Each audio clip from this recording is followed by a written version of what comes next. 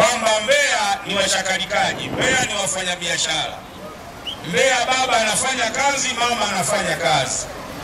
Kwa hiyo ni mkoa ambao unahitaji kupangiwa mipango madhubuti ili kuweza kuwainua vipato vyao wa Tanzania ambao wanaishi katika mkoa huu wa Mbeya.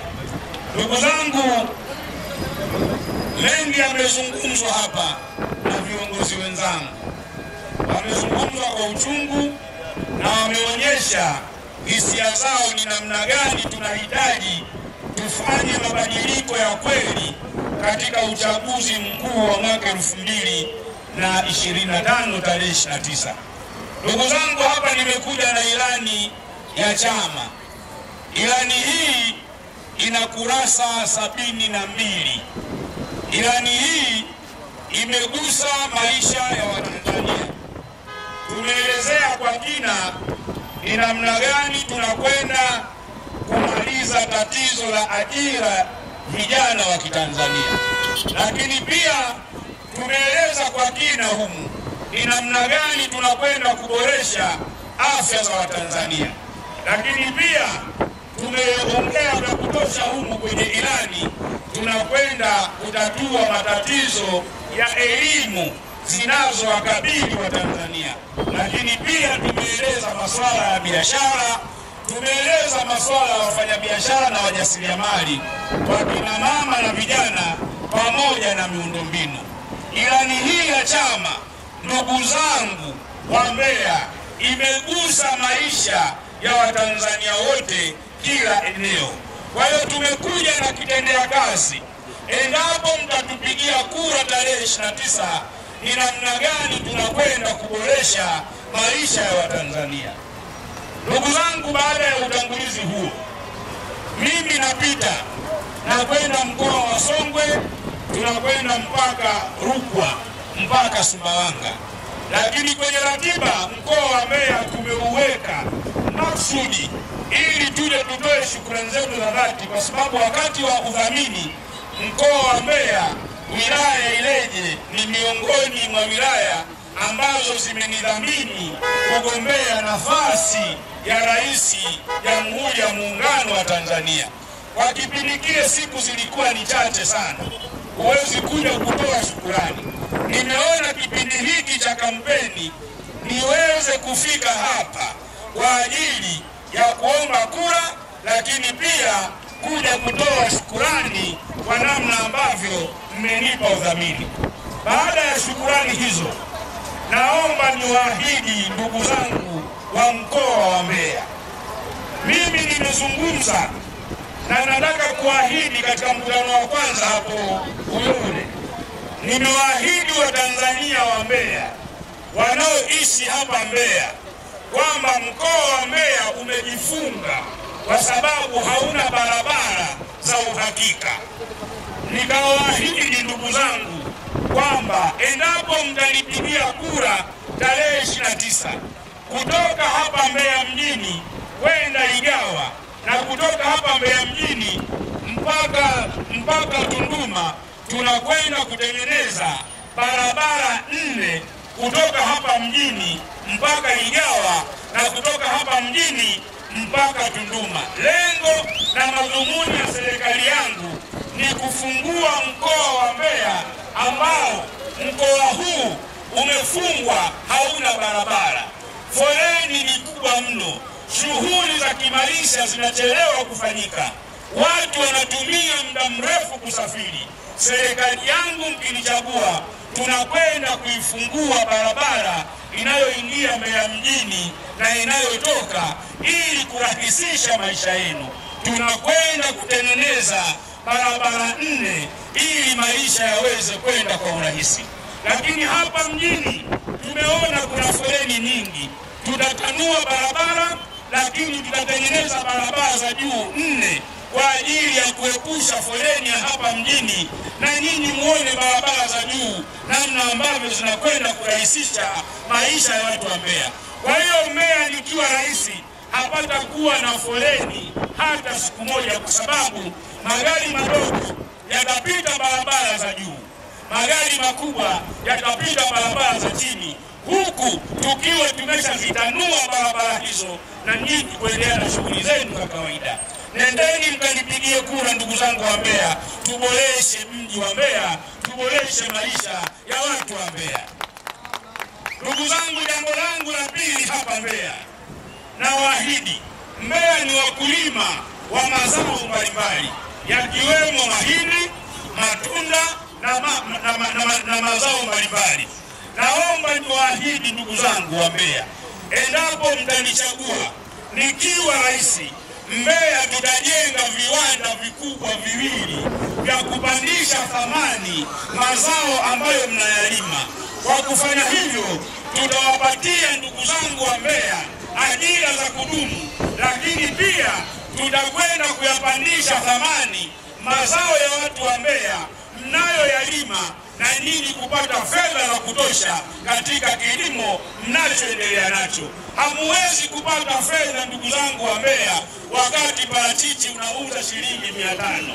Parachichi moja ukilitengenezea juisi yake unauza shilingi 1000, lakini leo naliuza 200 hadi 300.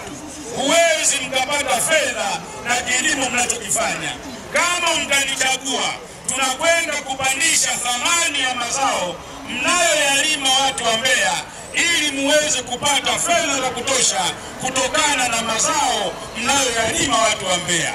Tunakwenda kujenga viwanda viwili vikubwa vya kusindika mazao na kuyaongezea thamani. Ndugu zangu, nendeni mkanichague ili tuwawezeshe watu wa Mbeya waweze kuwa na maisha mazuri kutokana na kilimo wanachokifanya. Nimejipanga ndugu zangu, endapo mtanichagua, kuhakikisha Watanzania wanakuwa matajiri kutokana na mazao wanayoyalima. Napozungumza matajiri, sitoi hela zangu mfukoni au siendi kuchukua hela za serikali, bali nakuja kuweka mazingira wezeshi, mazingira rafiki yanayotokana na bidhaa mnazolima kwa ajili ya kuwa matajiri. Mimi nikiwa rais, tunakwenda kurekebisha maisha yenu watu wa Mbeya, na maisha kuwa mazuri. Mtapata fedha, mtasomesha watoto, mtajenga nyumba nzuri, mtaenjoy maisha kutokana na kazi mnazozifanya. Nendeni mkanipigie kura niweze kuleta maendeleo. Chama cha Mapinduzi nao wanatoa ahadi. Haiwezekani miaka 64 wako madarakani, maisha wa Tanzania ni mabovu namna hii. Msiwachague tarehe 29. Nendeni mkanichague niwe rais, tuweze kuboresha maisha yenu ndugu zangu wa Mbeya. CCM wamewapotezea muda wa kutosha. Hawana uwezo wa kuleta maendeleo. Kila siku ni ahadi zisizoisha. Nendeni mkanichague kijana wenu msomi mzuri mwenye uwezo aliyeamua kwenda kuibadilisha nchi kutokana na rasilimali zilizopo Tanzania. Haiwezekani nchi yenye madini, nchi yenye dhahabu, nchi yenye almasi, tunaambiwa ni nchi maskini. CCM wenzetu akili zao zikoje? Nchi yenye madini watu ni maskini. Mbeya mnachimba dhahabu, watu wana viwanja vya ndege Chunya huko, mali inaondoka, watu wa Chunya, wa Tanzania wa Mbeya ni maskini. Mkoa wenu unatoa madini. Nendeni mkanichague ili rasilimali zilizoko Mbeya ziwanufaishe watu wa Mbeya kutokana na rasilimali zilizopo. Ndugu zangu, CCM wamewachelewesha. Kazi yao ni ahadi. Wafikiria matatizo waliokuwa nayo wa Tanzania. Unawezaje kwenye mkutano kuleta muziki? Watanzania hawana uhakika na matibabu. Ukienda hospitali ili uweze kupimwa na kutibiwa, lazima uwe na laki au 50,000. Matibabu yako juu. Unawezaje kuleta muziki kwenye mkutano wa kampeni kuja kuongea na wapiga kura kama sio kuwakejeli? Na nyinyi mnapiga makofi na washangilia watu wanaowakejeli. Ndugu zangu, badilikeni. Tarehe 29, nendeni majumbani mkanifanyie kampeni. Nendeni mashambani mkanifanyie kampeni. Pigianeni simu, watu wanitambue, watu wanijue. Tarehe 29 wanipigie kura niwe rais, tuweze kuboresha maisha ya Watanzania. Chama cha Mapinduzi hakina uwezo tena wa kuweza kubadilisha maisha ya Watanzania. Amezungumza hapa kampeni manager, anasema haiwezekani daktari bingwa alipe milioni au mwalimu alipe $300 au polisi alipe $400, halafu mwanasiasa mjinga anakuwa mbunge analipa milioni 12. Serikali yangu mkinichagua, tunakwenda kuondoa maslahi ya wabunge, tunakwenda kupandisha maslahi ya watumishi wa umma waweze kutumikia taifa lao. Daktari anayechezea vidonda, daktari anayekesha hospitali, mwalimu anayefundisha watoto, askari anayelinda nchi alipa shilingi $300, $400. Mwanasiasa ameokotwa mtaani anakuwa mbunge analipa milioni 12. Serikali yangu mkinichagua, tunakwenda kuondoa maslahi ya wabunge, tunakwenda kutunza sekta za umma ili Watanzania waweze kunufaika na matunda ya uhuru. Nimejipanga kuongoza serikali, nendeni mkanichague tuweze kubadilisha maisha ya Watanzania.